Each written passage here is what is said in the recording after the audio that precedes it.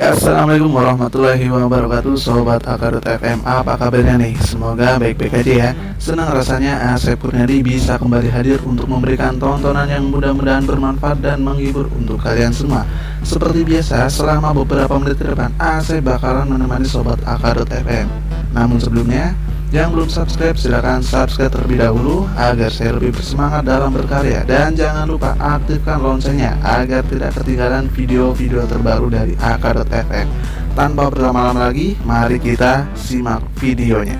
Check it out.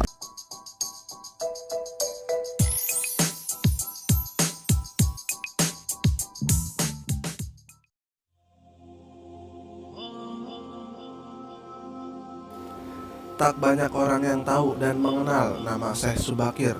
Padahal Syekh Subakir adalah seorang ulama wali Songo periode pertama yang dikirim khalifah dari Kesultanan Turki Utsmaniyah Sultan Muhammad I untuk menyebarkan agama Islam di wilayah Nusantara. Syekh Subakir konon adalah seorang ulama besar yang telah menumbal tanah Jawa dari pengaruh negatif makhluk halus saat awal penyebaran Islam di Nusantara. Kisahnya dimulai saat Sultan Muhammad I bermimpi mendapat wangsit untuk menyebarkan dakwah Islam ke tanah Jawa. Adapun mubaliknya harus berjumlah 9 orang. Jika ada yang pulang atau wafat maka akan digantikan oleh ulama lain asal tetap berjumlah 9 orang. Sehingga dikumpulkanlah beberapa ulama terkemuka di seluruh dunia Islam waktu itu. Para ulama yang dikumpulkan tersebut mempunyai keahlian masing-masing. Ada yang ahli tata negara, berdakwah, pengobatan, tumbal atau ruqyah, dan lain-lain. Lalu dikirimkanlah beberapa ulama ke Nusantara atau Tanah Jawa.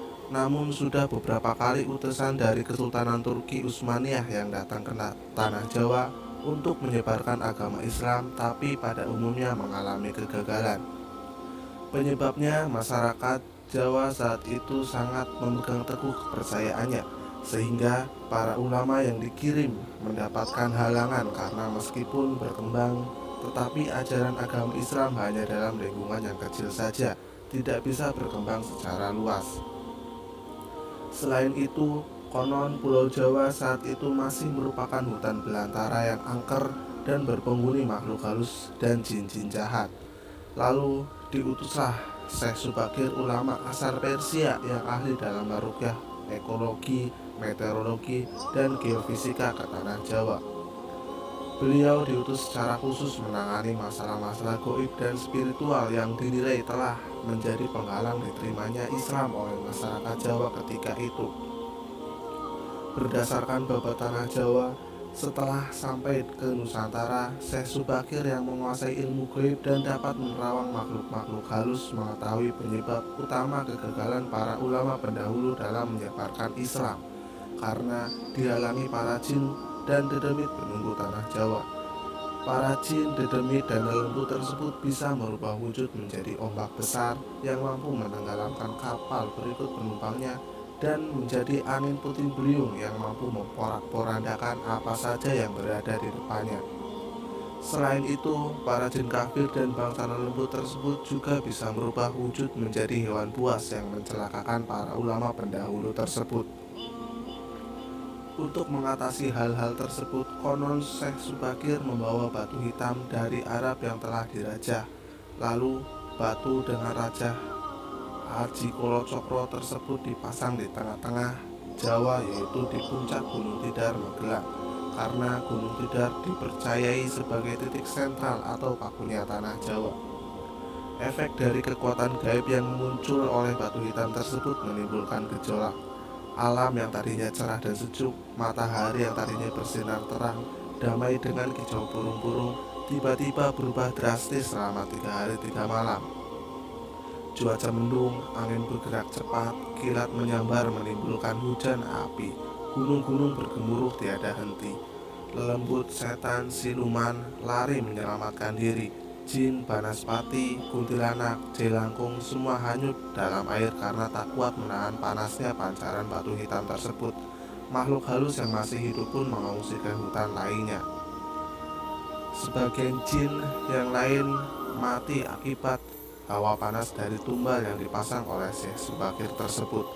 Melihat hal itu, konon Sabdo Palon, raja jin yang telah 9.000 tahun bersemayam di puncak Gunung Tidar, terusik dan keluar mencari penyebab timbulnya hawa panas bagi bangsa jin dan lembut. Sabdo Palon lalu berhadapan dengan Syekh Subakir. Sabdo Palon lalu menanyakan maksud pemasangan batu hitam tersebut. Sang ulama menyatakan maksud dia menancapkan batu hitam itu untuk mengusir bangsa jin dan lembut yang mengganggu upaya penyebaran ajaran Islam di tanah Jawa oleh para ulama utusan Khalifah Turki Utsmaniyah.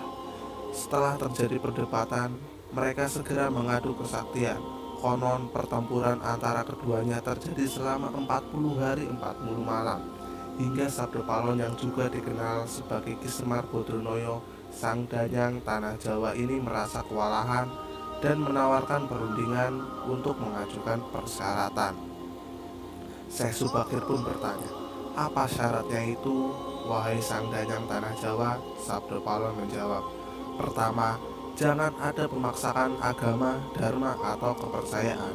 Kedua, jika hendak membuat bangunan, tempat pemujaan atau ibadah, buatlah yang wangun, luarnya nampak cakrak Hindu Jawa walau isinya dalamnya Islam. Ketiga, jika mendirikan kerajaan Islam, maka ratu yang pertama harus dari anak campuran. Maksud campuran adalah jika bapaknya Hindu maka ibunya Islam, jika bapaknya Islam maka ibunya harus Hindu. Keempat, jangan jadikan wong Jawa berubah menjadi orang Arab atau Parsi. Biarkan mereka tetap menjadi orang Jawa dengan kebudayaan Jawa walaupun agamanya Islam. Karena agama setahu saya adalah dharma, yaitu lelaku hidup atau budi pekerti. Hati-hati jika sampai orang Jawa hilang Jawanya, hilang kepribadiannya, hilang budi pekertinya yang adiluhung, maka aku akan datang lagi. Ingat itu, 500 tahun lagi jika syarat-syarat ini kau abaikan, aku akan muncul membuat goro-goro." Syarat-syarat itu pun akhirnya disetujui oleh Syekh Subakir. Selain di puncak Gunung Tidar, Syekh Subakir juga membersihkan beberapa tempat angker di tanah Jawa yang dikuasai para raja jin dan makhluk halus lainnya.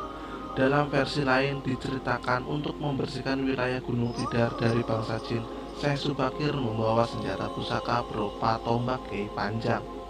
Lalu tombak pusaka tersebut ditancapkan tepat di puncak Tidar sebagai penolak bala. Dan benar, tombak sakti itu menciptakan hawa panas yang bukan main bagi para lelembut dan bangsa jin yang berdiam di Gunung Tidar. Mereka pun lari tunggang-langgang meninggalkan Gunung Tidar. Sebagian pengikut Sabdo Palon dari bangsa jin melarikan diri ke timur dan konon hingga sekarang menempati daerah Gunung Merapi yang masih dipercayai sebagian masyarakat sebagai wilayah yang angker. Bahkan sebagian lagi anak buah Sabdo Palon ada yang melarikan diri ke Alas Roban dan ke Gunung Serandil Cilacap. Tombak itu sekarang masih dijaga oleh masyarakat dan ditempatkan di puncak Gunung Tidar dengan nama makam tombak Kiai Panjang. Dengan adanya tombak sakti itu, maka amanlah Gunung Tidar dari kekuasaan para raja jin dan makhluk halus. Karena keberhasilannya menumbal tanah Jawa, lalu penyebaran Islam oleh Wali Songo periode pertama menjadi lebih lancar. Nama Syekh Subakir lalu menjadi sangat terkenal dan dikagumi di kalangan para pendekar, penganut ilmu goib dan kanuragan, bangsawan, serta masyarakat di tanah Jawa ketika itu, sehingga mereka terkesan mendewakan sang ulama asal Persia tersebut. Akhirnya, untuk melepaskan kefanatikan masyarakat terhadap Syekh Subakir dan untuk menjaga akidah umat Islam, maka pada tahun 1462 Masehi, Syekh Subakir pulang ke Persia, Iran. Ini dimaksudkan agar kefanatikan tersebut runtuh dan masyarakat kembali kepada tauhid yang benar. Selain itu, tugas utama Syekh Subakir untuk membersihkan tanah Jawa dari pengaruh negatif makhluk halus setelah selesai. Selanjutnya, Syekh Subakir wafat, posisinya digantikan oleh wali songo lainnya, yaitu Sunan Kalijogo. Wallahu a'lam bishawab. Itulah tadi kisah dan perjanjian Sabdo Palon dan Syekh Subakir. Semoga gambaran kisah jauh di masa lalu ini bisa menjadikan mawas diri.